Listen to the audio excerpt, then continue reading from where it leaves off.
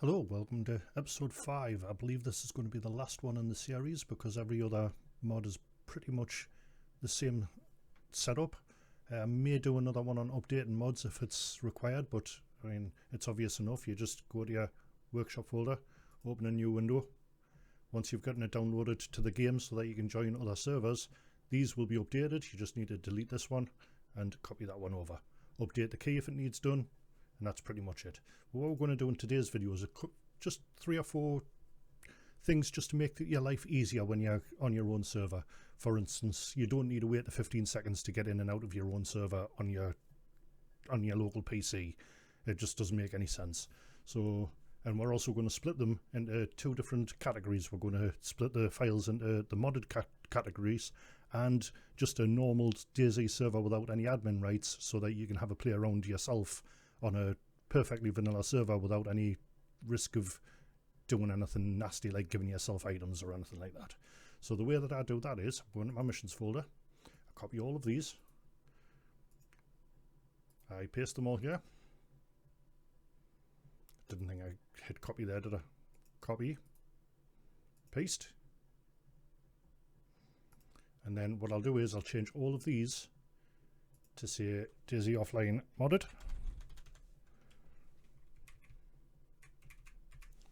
And then leave the other ones as normal, exactly the way that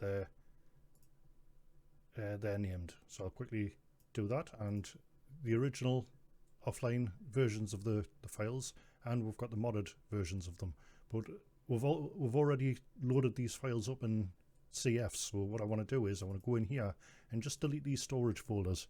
That'll just make the server nice and minty fresh.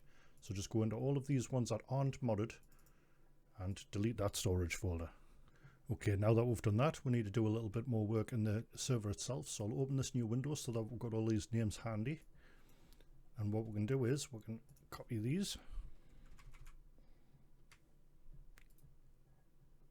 and paste them back in.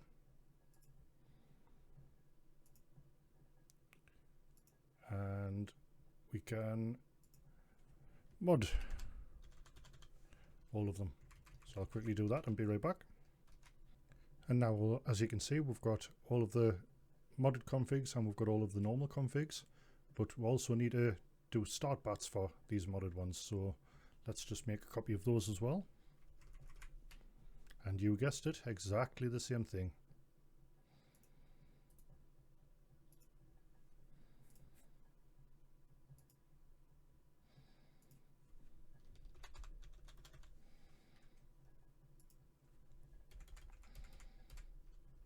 So now we've copied and pasted those 10 folders and renamed them so that we've got the modded name.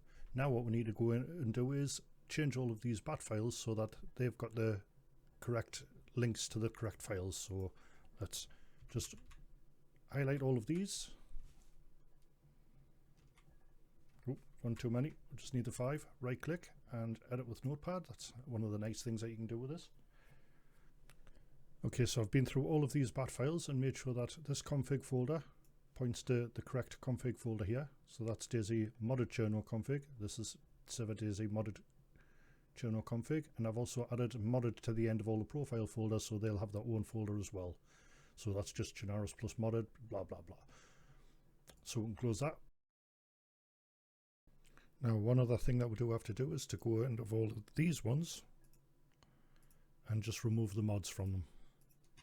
So we'll open those with Notepad++. That one doesn't have mods anyway.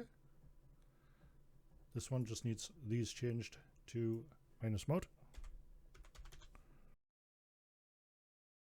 This one just needs the CF and community online tools taken out of it.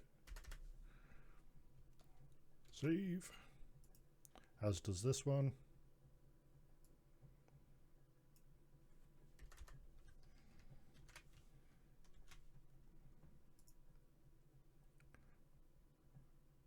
This one just needs changed to -mod as well.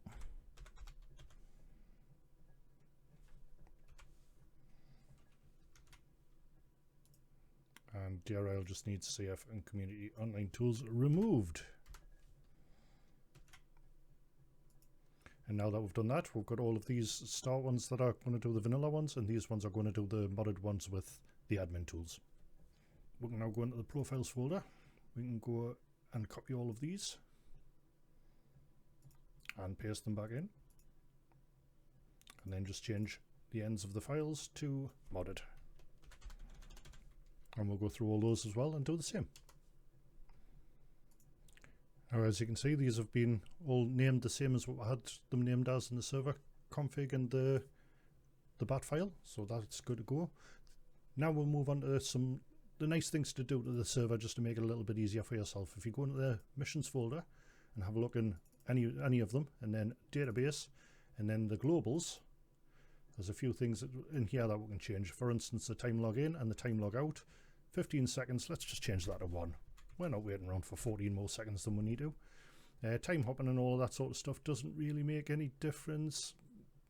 Pretty much that's the only two that are changing there. So we'll go through all the files and do that, and that's pretty much it. If there is anything else, any other questions that you've got on this process, or anything else to do with hosting a LAN server, adding more mods, things like that, let us know, and I'll show you how to go through that as well. See you in the next one.